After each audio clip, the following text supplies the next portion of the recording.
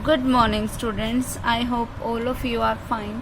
देखो, last time हम 1.3 exercise का बेसिक कर रहे थे। आज भी अभी हम उसी बेसिक को थोड़ा कंटिन्यू करेंगे।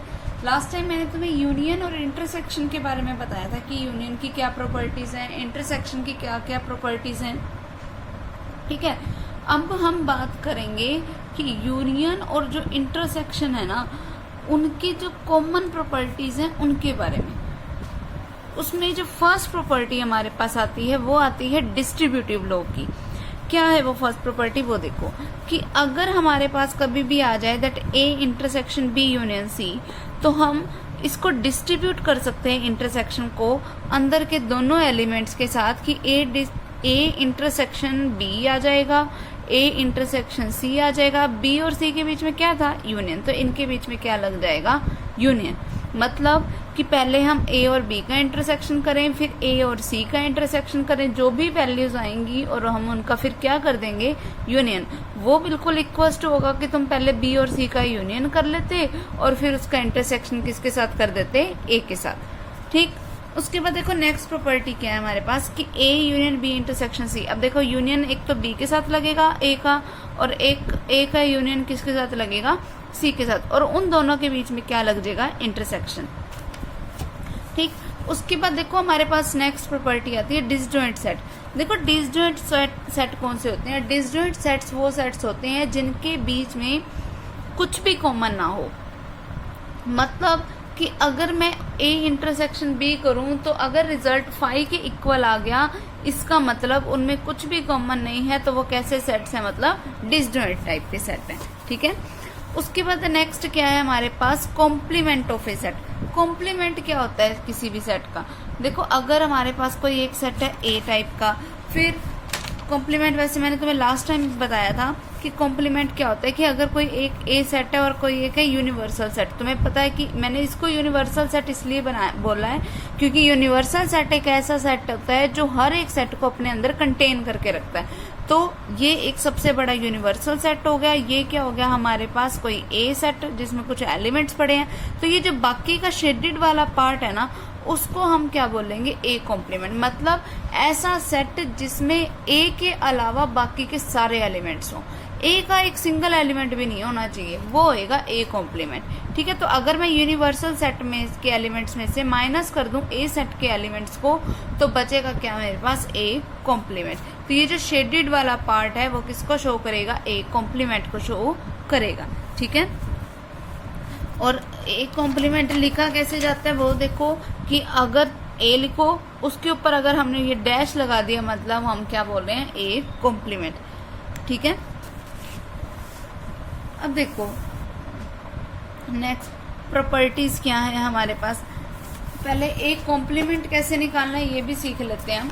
कि देखो अगर मान लो कि एक ए सेट है जिसमें हमारे पास एलिमेंट्स हैं 1 2 3, कोई यूनिवर्सल सेट है जिसमें हमारे पास एलिमेंट्स हैं 1 2 3 4 5 6। ठीक है, तो अगर मुझे ए कॉम्प्लीमेंट निकालना है ना, तो ए कॉम्प्लीमेंट होगा यूनिवर्सल सेट माइनस ए सेट। अब देखो यूनिवर्सल सेट पूरा ये है, इसमें से अगर ए को माइनस करोगे तो मतलब 1 माइनस होएगा, 2 माइनस होएगा, 3 माइनस होएगा, तो बचेगा क्या, 4 5 6। ये क्या हो गया मेरे पास, ए कॉम्प्लीमेंट। ठीक है, क्लियर। फिर उसके बाद देखो नेक्स्ट इसमें प्रॉपर्टी क्या आती है। प्रॉपर्टी ये है कि अगर तुम ए का यूनियन लो ए कॉम्प्लीमेंट के साथ, तो वो हमेशा क्या बनाएगा, यूनिवर्सल सेट। लेके देख लो इसी कोई ए क्या है मेरे पास, 1 2 3, इसका मुझे यूनियन लेना है ए कॉम्प्लीमेंट के साथ, जो कि क्या है 4 5 6। अब देखो इनका यूनियन लोगे, यूनियन की प्रॉपर्टी क्या कहती है कि जितने भी एलिमेंट्स हैं वो सारे के सारे यूनियन में आ जाएंगे। ये लिख दिए मैंने सारे के सारे एलिमेंट्स। ठीक है, ये मेरे पास क्या बन गया, यूनियन ए और ए डैश का। अब देखो ये जो बना वो आखिरकार है किसके इक्वल, यूनिवर्सल सेट के इक्वल था।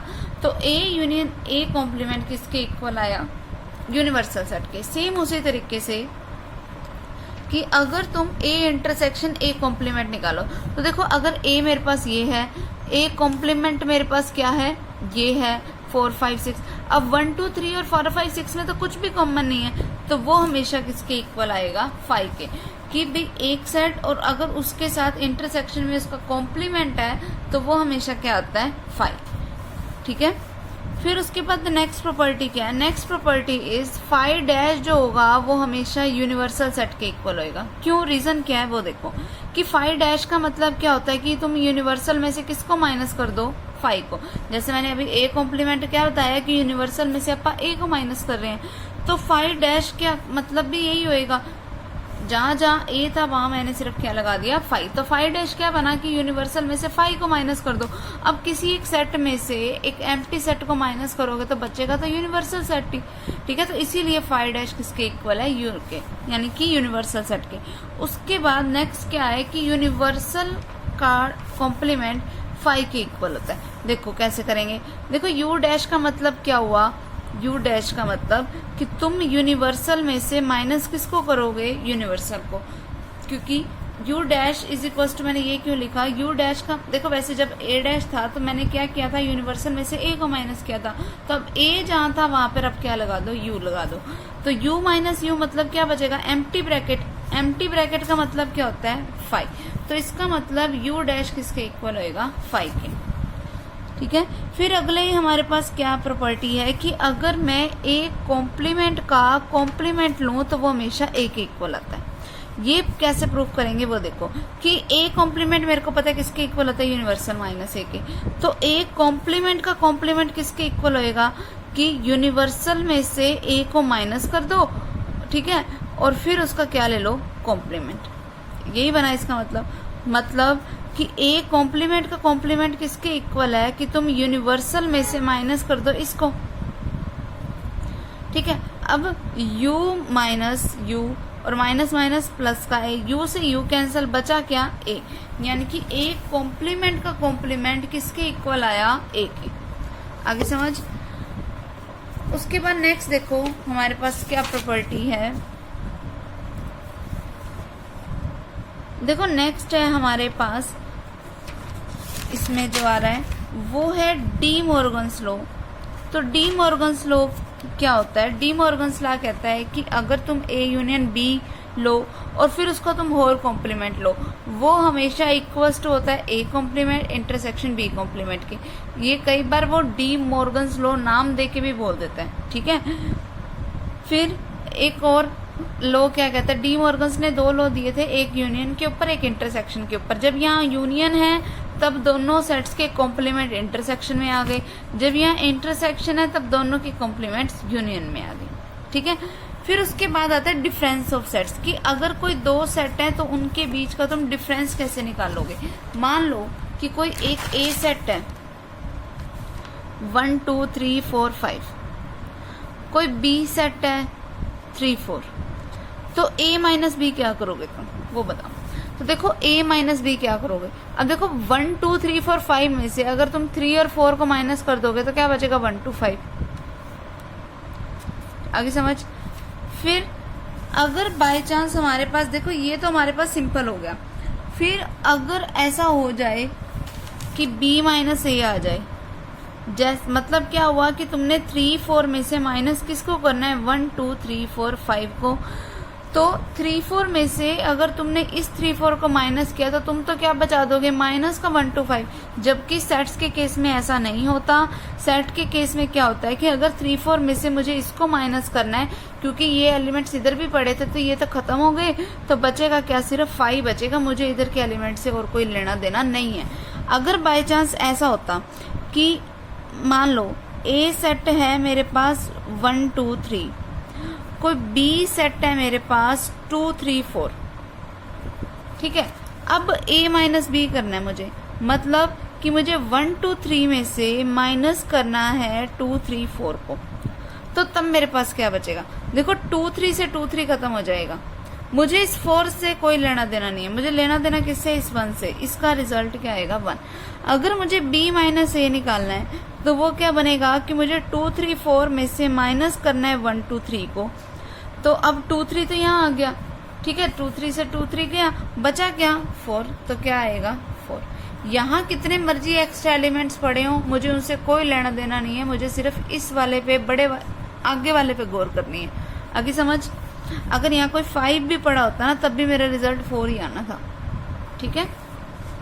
और अगर यहाँ 4 भी पड़ा होता तो रिजल्ट क्या आ जाता है, ऐसे सेम 5। आगे समझ। फिर उसके बाद बारी आती है सिमेट्रिक डिफरेंस ऑफ सेट्स की। तो सबसे पहले सिमेट्रिक डिफरेंस ऑफ सेट्स होता क्या है?